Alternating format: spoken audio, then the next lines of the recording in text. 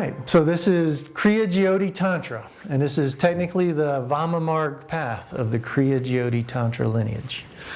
So what all that very complex sounding Sanskrit means is Kriya is internal action or moving energy internally. And what we're looking at is really changing your physiology. And in changing your physiology, you change how you perceive the world. And now with quantum physics, we know when we change our perception, we change reality. We change our world.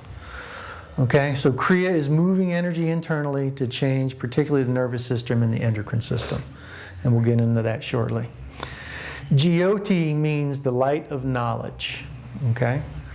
It's just like the word Gnostic means the light of knowledge. This is from the Eastern version of that. But agnostic literally means agnostic or without knowledge, right? So I don't know, which is a beautiful way to go through life. Tantra, from the way I learned the term, and there's other terms out there, now are definitions, but it comes from the Sanskrit roots tanoti and trayati, all right? And they mean to liberate and to expand. And Tantra literally means liberation through expansion through liberation, okay? It incorporates the feminine life force as well as the masculine, which most systems are just simply focused on the masculine energy. It also incorporates sexual life force. So in the West, it's become really focused on sexuality, and people think it's the cult of sexuality and it's about having better relationships. And I always say that's a byproduct, because it's about liberation through expansion, liberating you from the illusion, liberating you from the programs of society, and helping you by expanding your awareness. And by expanding your awareness, liberating you from the programs. Okay? So that's what it's really about. And just like the word Qigong, it encompasses a lot, because anything that helps liberate you through expansion and expand you through liberation is Tantra. Okay? The sexual creative life force is like really, really potent, and really it's a means of accelerating your growth. And so we incorporate that. For a long time, like starting in the late 90s, I was talking to Sunyata, who was my teacher, and we actually stopped using the term Tantra. He called it the Tantra of the Seven Mudras because it was from 7 different schools that he had studied around the world, Tibet and China and India and Sri Lanka and Native Americans and Peru and Egypt and Europe. So he was all around, and basically, the truth is the truth. It's not like you're born with a different body or a different metaphysical body on one continent than another. So the truth is the truth. It's really just different languages and different how to use it. So Jyoti is the light of knowledge, and this is about understanding how things work. It's not just about belief. It's not just expecting grace from an outside source to bless you with awareness. This is like self-empowering expansion through liberation, self-empowering enlightenment.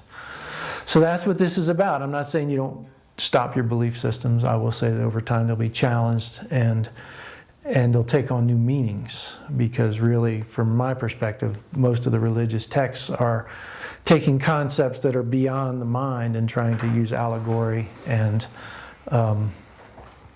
symbolism to help your mind incorporate that. But as you have these experiences that are beyond the mind, they start to take on whole new meaning. So this is about self-empowerment, about a path of self-awareness, that you do yourself. And I say it's just like going to the gym. I want to get stronger. I don't have to believe in weights. I don't have to worship a weightlifter. I just go to the gym and I lift weights, and my body gets stronger. All right, and it's measurable. So that's why we call this the spiritual science. Predictable, repeatable results. You do this, this will be the result. Don't believe me.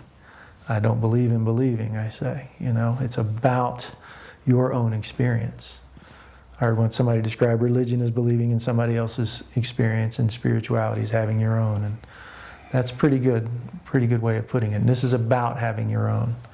And really all I can do is kind of guide you along the path and share with you techniques, but it's really you doing the work. I can say, here's how I climbed Mount Everest, but in the end you have to climb it, whether you follow the path that I took or a combination of paths. So that's what this is about, is doing your own practice. Kriya Yoga. Vama Marg, by the way, means left-hand path, and it's like the unorthodox. because it incorporates the sexual energy. And Sunyata would say it's the sly path, but it's the dangerous path. You know, it's the sly path because you incorporate that sexual energy and you get a massive boost. But it's the dangerous path because it's easy to get lost in the bliss and the ecstasy and lose your focus on where you want to go.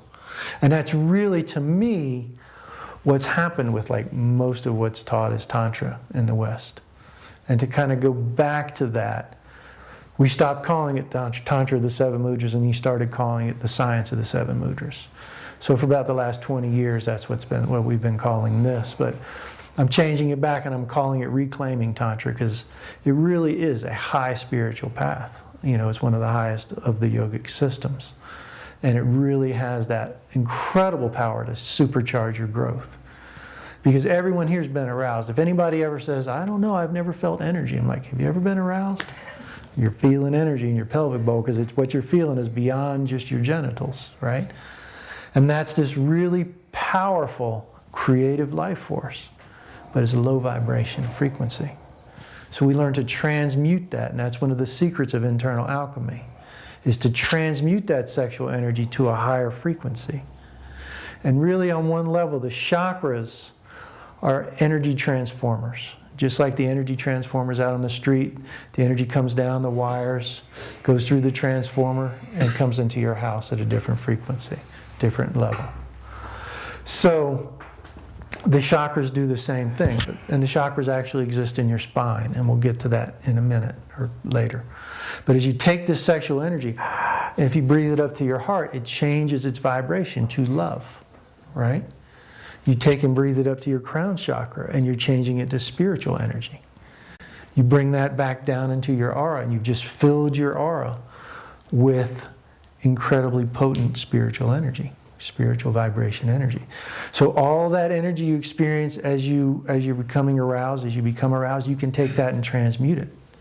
Turn it to spiritual and bring it back down. And that's one of the secrets of Tantra, is to be able to access that creative life force. And I remember a long, long time ago, or at least so it seems, like the very first person who taught me, and he initiated me into a Western mystery tradition and first said the word Tantra to me in this life. But he was trying to, I know now he was trying to blow my mind, but he was like, you know God fucks. I'm like, what? What? You know? And he's like, how do you think everything was created? It was all an act of sex, you know, mixing masculine and feminine energy and making it manifest. Wow, because what a concept, because we're taught and our sexual energy is repressed and we're taught sex is evil and dark and blah, blah, blah. And here's the concept of the creator having sexual intercourse to create all of the world. Wow, that's exactly true, you know? And so in this, we can take the masculine and feminine energy and mix it, and wherever we mix it, we're creating something new, right? So here you're mixing it, you're creating a physical child. Okay, we bring it up here and we mix it, and that's where you're creating your inspiration, your art. Whatever your art is, whether it's a healing system or whether it's a plumbing system or whether it's, you know, traditional art like sculpture or painting, you're bringing down spirit. Inspires literally to bring down spirit, bring up the feminine energy, which is the energy of manifestation, and bring them together, and then that's the cross, mixing it out horizontally on this level.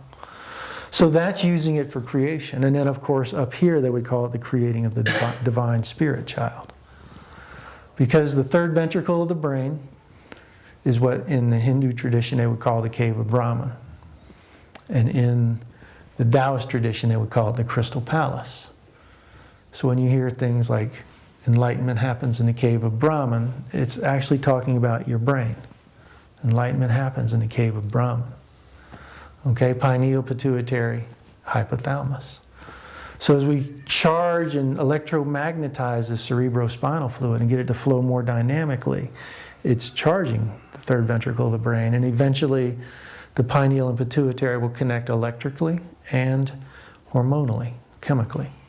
And then that'll activate the crown chakra, and the corpus callosum will activate. And then you can be left and right brained at the same time. And that's the birth of the androgynous spirit child, right? When you're able to activate both your creative and your intuitive sides at the same time. That's that birth of the androgynous. So this is creating life, creating something new on all levels. And that's what this Tantra is all about. And that's what the Kriya Jyoti Tantra. So better relationships, better sexuality, etc., those are byproducts of real Tantra. Because to be able to connect on multiple levels, you have to be aware on those levels. You know, so as you become a deeper and deeper person, by nature, you're going to have deeper and deeper relationships. As you become a more and more whole person, your sexuality is going to expand and cover more dimensions. And that's why I call it multi-dimensional lovemaking, because you're connecting on multiple levels at one time, not just physical. You know, and I would say in the world of Tantra, like most people make love using one of these, you know, and it's like to learn to also make love using these. And not just with these, but with these as well, to connect psychically, to connect spiritually, to connect at the heart, to connect at the crown, to connect above that, beyond the body, to connect energetically. So that's why I lay this program out the way I have. It's like to create this, to start opening and activating those energy circuits, to open and activate different levels of awareness. And then later we add in, as those are developed and the capacity is developed, we add in the Cobra Breath, which is called the Kriya Kundalini Pranayam, but it's known colloquially around the world as the Cosmic Cobra Breath. And that is a really, really potent technique, A, for transmuting sexual energy. I've never seen anything come close to it. And then also just for the development of that awareness and the activating of the pineal and pituitary. And literally, and that's why I call this class 7 Breaths to a New Life, literally 7 breaths a day change your life. You know, it'll start to, as Sunyata said, it'll erase the grooves, you know, the programming that was put into us.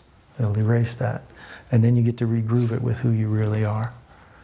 You know, and then from there, with that level of awareness, then we start teaching different tantric techniques, you know, and how to share with your partner and also to generate your own energy.